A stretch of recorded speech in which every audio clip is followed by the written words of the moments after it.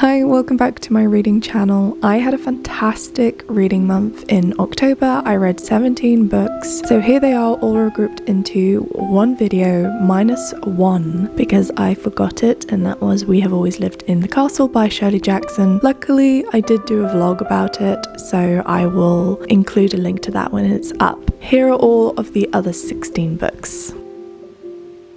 The first book that I read in October was The Levy by Michael McDowell, which is the second book in the Blackwater saga, this gothic horror series from the 1980s, which takes place in like the early 1900s. And you're following this family and this inter-family conflict between two women. They're both powerhouses and essentially they're warring against each other for power. They both want to be top dog and they're gonna do any kind of psychological warfare to win. So it takes place in this small town called Perdido in Alabama, and this is a town that often suffers from floods, and with the floods one year comes Eleanor, this mysterious woman. She's from out of town, nobody's seen her before, nobody knows her, nobody knows how she survived the floods, and she is kind of the le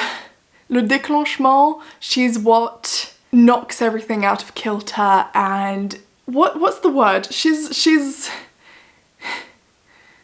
the first pebble to cause the landslide. Is that a thing? I don't know, but it now has become one. And so she marries into this family. The minute she arrives, odd things start to happen, odd occurrences. It's a really good series and I don't think it gets enough recognition. I would never have picked it up if my friend Luna hadn't recommended it to me, so thank you very much, Luna. I am really enjoying it so far. The first two books mainly set up the characters, the setting, and start to build up this tension within the family. There's already a lot that has happened. There have been conflicts, there have been a lot of things that have been set up, and I think the third book is where it's going to kind of get to a boiling point. Yeah, I would highly recommend trying this series if you've never heard of it. Also, I'm not going to say too much, that there are moments of genuine horror and violence that I was not expecting. They last less than maybe a few lines on a page. They're not very, very long. I just wasn't expecting it, and there are actually elements that are quite creepy. So yeah. After that, I read Her Majesty's Royal Coven by Juno Dawson. I talked about this in depth in one of my, in one of my videos. I will link it. I don't want to waste too much time with it. I DNF'd it. I got to 297 pages and decided that I was not going to like it, so I put it down. Very, very quickly, it's got witches, a alternate England, a secret government, and basically Leviathan and the end of the world. There you go. So yeah, I read The Clocks. It was really good, really enjoyed it, gave it 4 stars. It was an unusual Agatha Christie because Poirot doesn't actually play a huge role in it. He's absent for almost half of the book. He doesn't really enter into the whole thing until about, I would say, maybe the 56% mark. I'm just throwing numbers out here. Still super, super enjoyable. What happens is this secretary for hire is told to go to this elderly lady's home, and she is told that if the elderly, I don't have to keep referring to her as elderly, if the lady isn't there, she is to enter the house, it's unlocked, and she is to wait for her to arrive in this specific room. So that is what she does, and when she is in the room, number one, really odd, it's full of clocks. There are clocks everywhere. And number two, she finds a dead body, runs out of the house screaming, and throws herself into the arms of a passerby. And this passerby turns out to be a secret agent for MI5 who has been sent there for a completely different mission, and he just happens to be there. And he also is friends with the head detective superintendent that is taking care of this case. And so they end up investigating together. Really, really enjoyable. Really liked it. And yeah, that's all I'm going to say on that one. I read The Secret of Poppy Ridge Cove and it was a huge disappointment. I gave it 2 stars. Number 1, there's no secret. Number 2, I was lied to. I was promised a creepy mansion in the woods where something odd is happening. This young woman buys the house and starts to renovate it, and while she's there, odd things happen. That's what I was promised. It's very short. I was looking forward to it. There is a mystery, but the mystery is not given any attention or care, and honestly, it was a really boring mystery. It's not worth it. It's the only reason I read the book, and the payout was not worth it. Instead, what I got was this really cheesy second chance romance, and I cringed a lot. My face hurt. It wasn't good. I don't recommend it. Also, there were loads of problems with the writing. So many spelling mistakes. I don't think there was an editor involved. If there were, they need to be fired, respectfully. Yeah, trigger warning, there are mutilated animals in it, so really not worth it. I read another Agatha Christie, Spider's Web. This was adapted by Charles Osborne into a novel. It was originally a play. I listened to the audiobook for this one. Very good. I put it down for a while. I didn't mean to, there was nothing wrong with it. I just got distracted with life, and so I put it down. Then I picked it up again. I didn't like look up what was going on or tried to get like a recap. I just went straight back into it, and it was actually really easy to get straight back into it. It was very memorable. I really liked the characters in this. I can't remember her name, but the woman was super clever, super witty and charming. I really enjoyed her. I also, obviously this is a play, so it mainly takes place in one room, and I actually really enjoy that. That's something that I enjoy in my books and my films and series, where everything takes place in one room. I don't know why, it's just something I really enjoy. I was definitely surprised. I completely fell for the wrong murderer. Yeah. How to describe this one? Essentially, people in a house, you know, Agatha Christie, somebody's murdered, and I don't think it's a spoiler to say this. They try to cover it up because they think it's someone, so they're protecting that person. The police arrive, someone's called the police, and they're having to lie through their teeth. The Book of Cold Cases by Simone St. James. I read her other book, what was it called? The Sundown Motel, and I was really pleasantly surprised. I had a great time with it, so I was really looking forward to this one. I gave it 4 stars. It was the most fantastic rainy book for October. I thought that the author was really compelling. The writing style was incredibly engrossing. What I loved most about it though was the backdrop. Wait, let me tell you what it's about. Okay, so in this one you're following the main character. I think she has like a day job, but she's also obsessed with true crime because of something that happened to her when she was younger, and it has launched her into this life of being obsessed with crime, and she writes a blog about it, and she focuses mainly on unsolved cases. While she's at her day job, she sees this infamous lady killer who was accused, I think back in the 80s, she was accused of murdering these men, was acquitted, but essentially everyone thinks it was her. So she sees her, recognizes her, and follows her to kind of, I guess, ask for an interview, ask her if she can talk to her about what happened. She grants her permission to do so. Is that a correct sentence? And she invites her up to her mansion again to conduct the interview, and she kind of wants to do it under her own terms. And her house may or may not be haunted. She may or may not have killed those men. Who knows?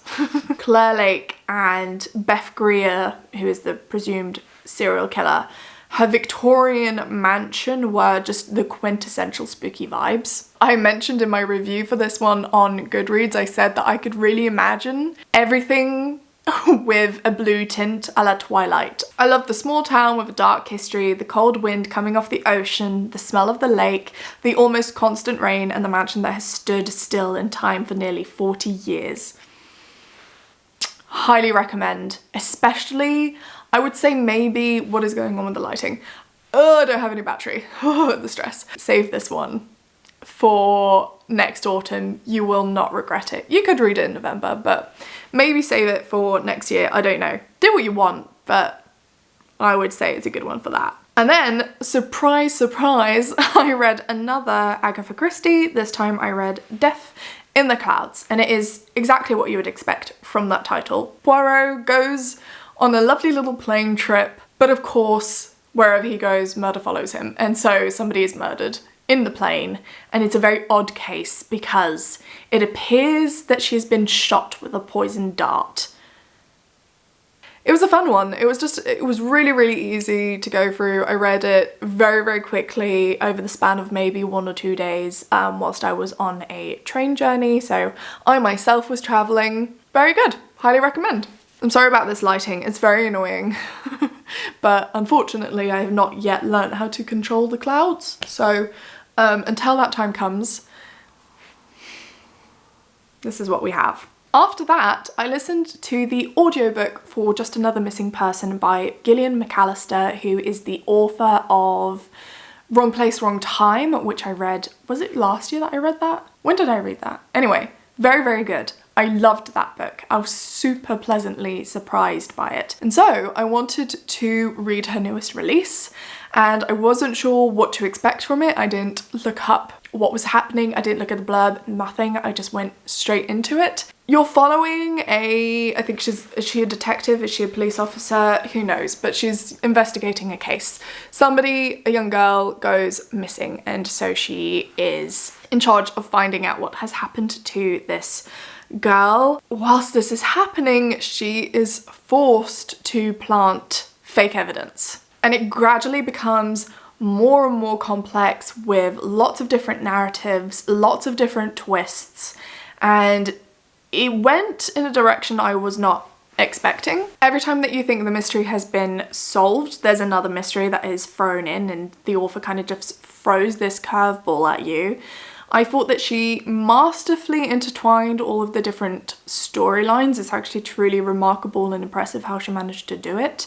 It was a really engaging, unexpected story. I thought it was really clever, unique, very gripping. I like that there was a very big focus on familial relationships, and particularly that between a parent and their child. It was page-turning, fast-paced, twisty, and quite addictive. However, all of that being said, it wasn't plain sailing, and I do have a few nits to pick. No. Number one, it was very repetitive, and it does get on your nerves. Also, it started to feel very, very long. This could be my fault though, because I listened to about 85% of the audiobook in one day, so I think maybe I was just tired of listening to it. I think I was craving some silence maybe. If you are going to give this book a go, I would recommend not going for the audiobook because there are a lot of different storylines, a lot of different narrators, and it might get complicated and just a little bit difficult to follow. That is the biggest insect I've ever seen in my whole entire life. Anyway, so yeah, it might just be easier to have the physical version for it. Also, one of the narrators, the quality of the audio wasn't very good. So yeah, I would recommend skipping that.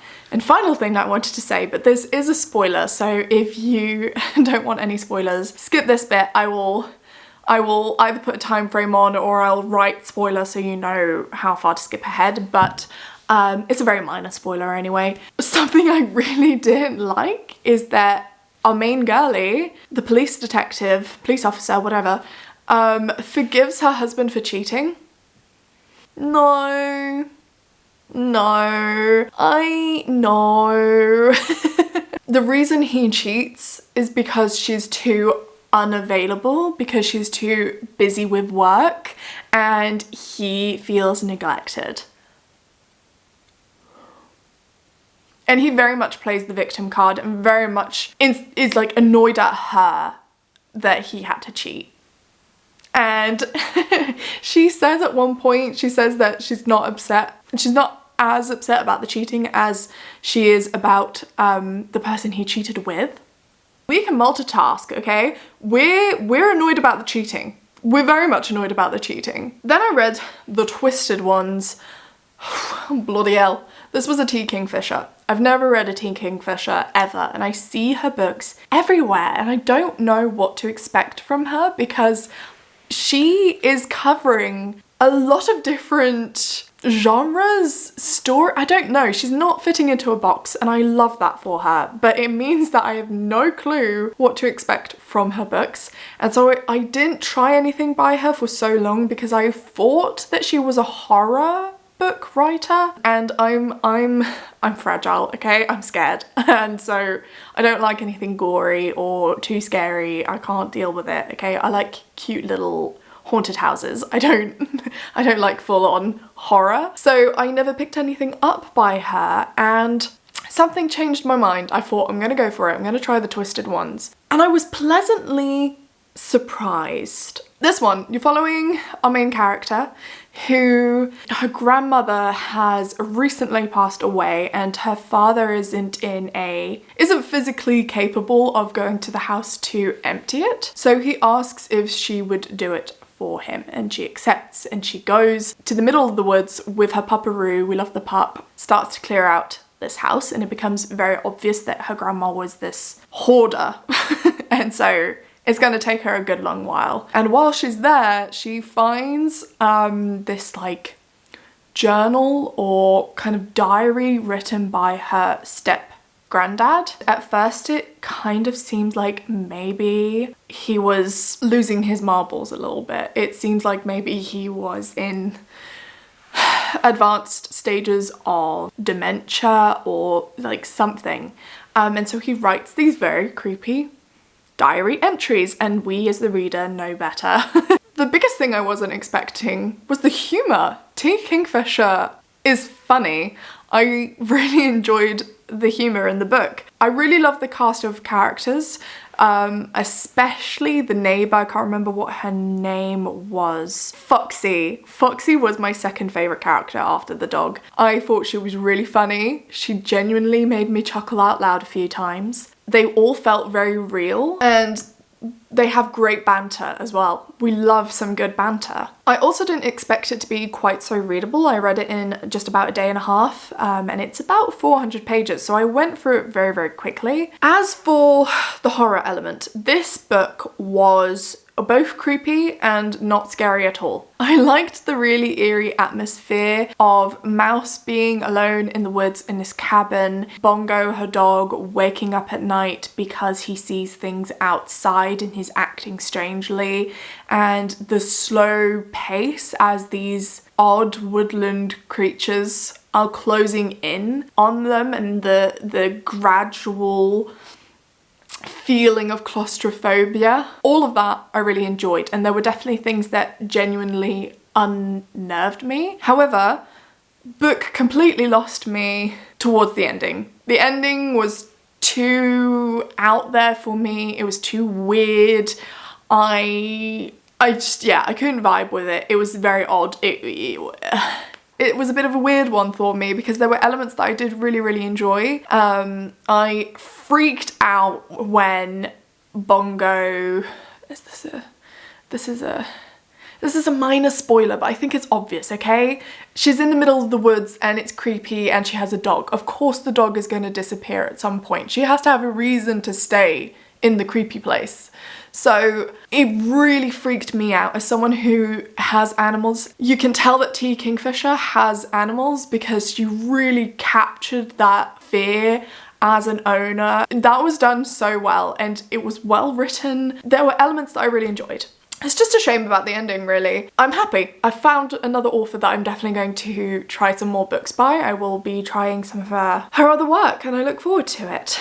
Oh, no. The last thing was It also gave me really strong Miyazaki vibes, especially with the effigies. Something about that, Miyazaki, that's how I was kind of picturing them in my head. Then I read The Little Witch by M. Rickett. This is a short story, I think it's 60 pages, and I'm gonna be really honest here, this was definitely a cover pick. I read it pretty much solely because of the cover art. I mean, isn't it gorgeous? Would you not want to pick that up too? And the story...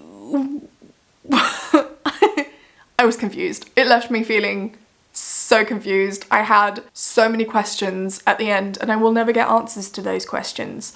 I think that what the story is about, rewind, it's in the lead up to Halloween. It's about this elderly lady who lives on her own and she spots this little witch and she just becomes curious about this little witch. I think maybe it's about the elderly lady maybe being ill and she's seeing things or she's imagining things maybe. I don't know. I've no clue. Is she a witch? Is she not a witch? Is there a devil? Is there not a devil? Is the girl even really there? Like, I've no clue. I've no clue what's going on. There were elements that I enjoyed. It had a very melancholic vibe to it. It was kind of cozy but sad, very festive. I have to say I wouldn't recommend it.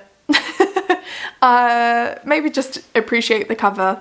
Don't pick it up. I went on like a short story kick. I read Hearts in the Hard Ground by G.V. Anderson. This one I enjoyed much more. Again, very, very short story. I'm so happy that I enjoyed it because again, the cover art, beautiful.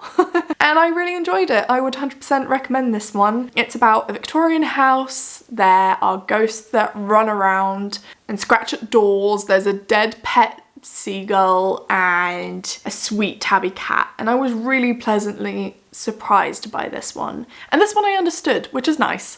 This one is about Fiona, who is haunted by the last few months that she had with her dying mum, and she is suffering from tremendous guilt. In the book, she slowly starts to shed the guilt and to heal, go through mourning and then move on, let it go. And I just thought it was so unique. It was dark. It was moving. I think it's very, very short. It's literally like maybe 30 pages long, so it's quite impressive what the author is able to do in so few pages and so few words. And also, it's sapphic.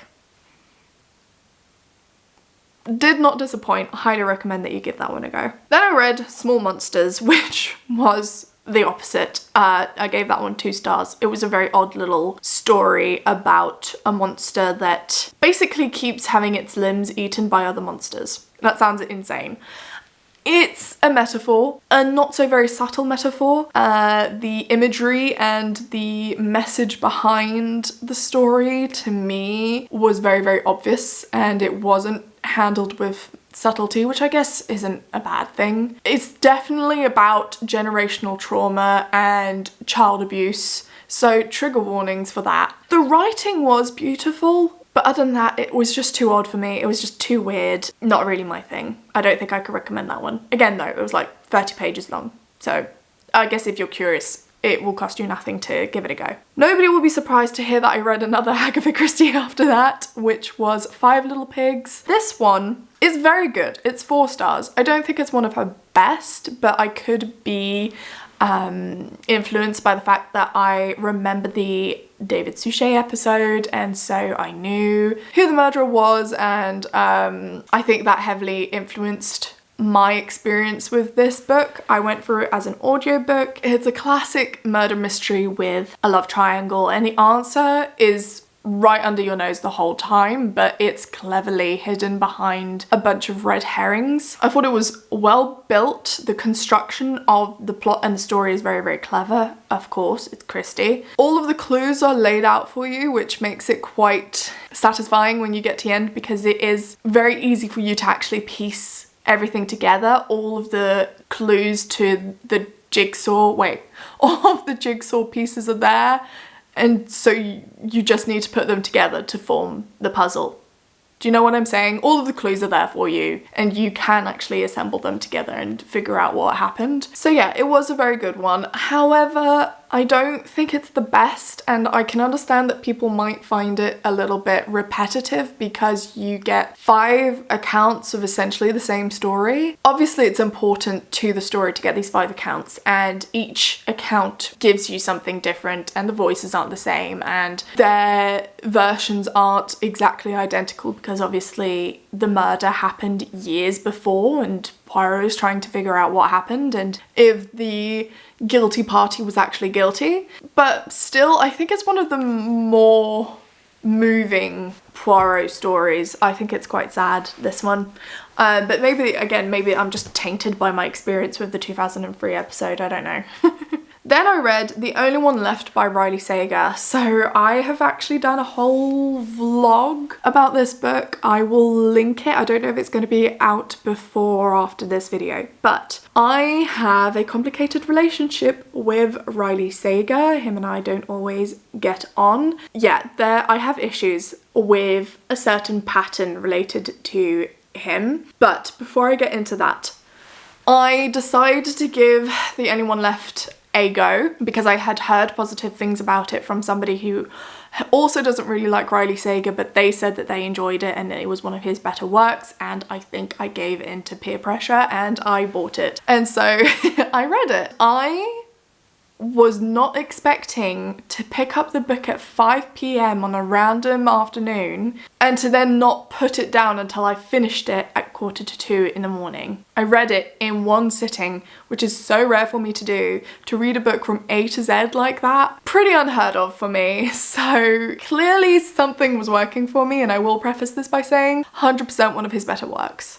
So this one you're following Kit or Kittredge or whatever her name is, and she is a caregiver. She has recently been out of work because of something that happened on one of her previous assignments, and she is desperate, basically, just like every single one of Riley Sager's main female characters, but I'm getting ahead of myself. So she is given this new assignment to go and take care of Leonora Hope, who is famous because she was accused of killing her entire family 60 years ago or something when she was younger. But now she's just this little elderly lady. She's almost entirely paralyzed. She can only use her left arm to communicate on a typewriter, and she is in need of a nurse after her recent nurse disappeared during the night, mysteriously and very, very suddenly. Kittredge doesn't have any other options. She is forced to take the assignment, goes to live with her in her big, massive home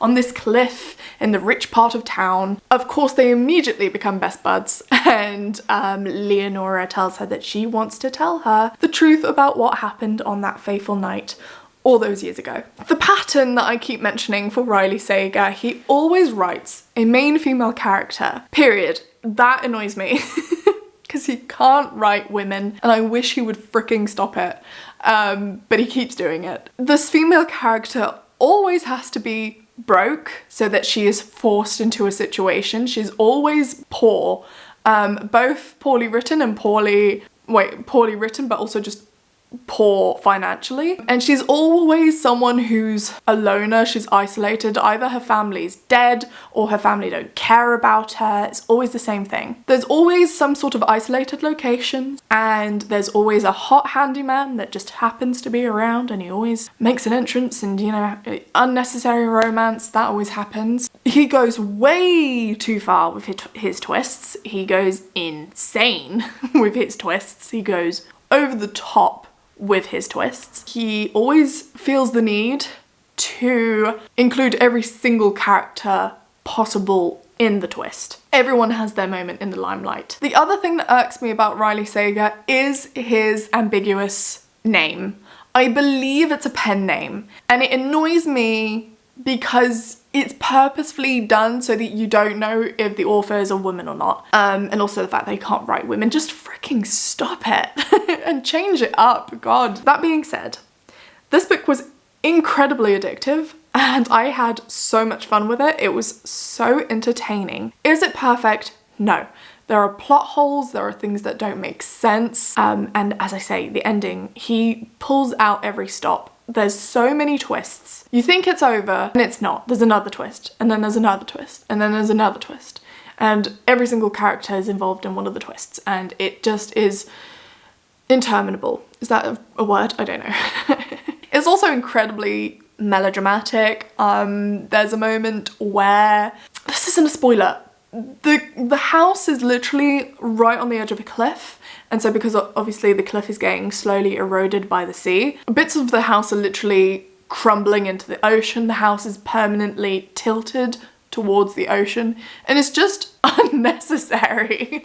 It's like so much added tension and drama for no reason. We don't need that, but he's having fun. Good for him. I love that for him. I read The October Society by Christopher Robinson. This one was a really interesting book that I just randomly picked up. So Christopher Robinson writes cinematic pulp fiction that's often described as both wholesome and gruesome, sometimes in the same sentence. That was part of the Goodreads introduction to this book. Cinematic is the key word here. So The October Society is essentially a compilation of short horror stories that are presented in the format of a TV show, and each chapter is a new episode. This was done incredibly well. Robertson has the most incredible imagery, and it really does feel like you are watching the whole story unfold through the lens of a camera. I liked that idea. I thought it was very unique. I thought it could easily have been done badly, but he does it really, really well. I like that the point of it is that the October Society is this thing that you can only watch on a channel on a broken TV between the static of other channels. There are even a few ad breaks which I almost skipped, but then I realized that they are there to add an extra eerie element, and I would recommend not skipping them. I almost did it. Don't do it. They do bring a little bit of something to the book. They felt out of place to me to begin with, and then I realized, no, this is good. So what happens? You're following these 5 teenagers and their dog, Rascal, as they gather together every night around this campfire to tell their own horror stories to each other in the lead up to Halloween. I also enjoyed, you know, the storyline of the kids, and there's something that I should definitely have seen coming and I didn't, even though it's quite a classic twist. Robertson is clearly a very talented writer, and his visuals are amazing. It wasn't super spooky because this is a YA horror story fiction thing, so the spookometer is low on this one, but I was totally fine with that. I was more there for the vibes anyway. My personal favorites were The Cottage in the Woods and The Harmless One. Something that some people mentioned is that the jargon between the kids can get a little bit annoying, but it's very easy to just overlook it. I do understand because it feels a little bit unnatural and it's quite heavy-handed, but I looked past it, and I'm really looking forward to reading The October Society Season 2. I will definitely be getting that. My voice is starting to hurt from talking about all of these books. The other one that I read, and for some reason it doesn't appear on my Goodreads when I'm looking at it. I think I've gone through all of the ones that I read in October. Yeah, okay, great. This is the last one, Slof It by Brom. Just look at the cover. Can you see it? This was my first book by the author, and it didn't disappoint. It is a slow-burning gothic fairy tale about a young woman named Abatha, who is recently widowed, and she is essentially battling her brother-in-law so that she can keep the farm that belonged to her husband. I mean, it takes place during Puritan times in a small colonial village, and it's definitely like, it's not like cozy small town witch, it's small town witch, you know? It's it's not good. It's not good vibes. She is forced to form a kind of like alliance, friendship with perhaps the devil, maybe not. Even he doesn't really know. I mean, I think you get the vibe that there are woodland creatures, it's very dark, it's eerie, it's atmospheric. I enjoyed it. I really loved Abatha's character. She's strong-minded, she is strong physically, she's a great character. It's perfect autumn book as well because it's atmospheric, it's spooky, it's about folklore horror and a woman's revenge, which we love. We support a girlie's rights and we support a girlie's wrongs. Abatha's characterization is equally good. She is well defined, believable, consistent in her actions and motivations.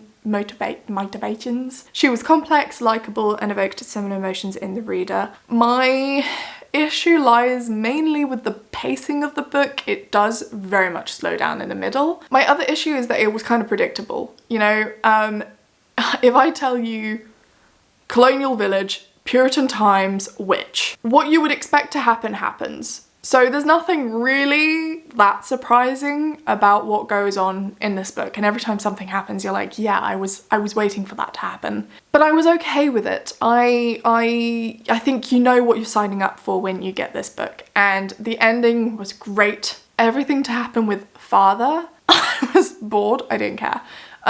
You have dual POV, and one of the POVs I unashamedly skimmed. I couldn't do it. I really didn't care about his storyline. And of course, I'm not going to show all of them, but there are some fantastic, beautiful illustrations in here that just make it so worth it. I'm not going to show the others because I think it's better for you to just be able to see them for yourself when you get the book. Yeah, and oh my god, I mean 10 out of 10 as well for the floppiness. So floppy. I mean, just the design of this book, there's so many things to enjoy. Is it headers? Is that what it's called? Each chapter has a little illustration. They're beautiful, and also I loved the little spiders on the pages.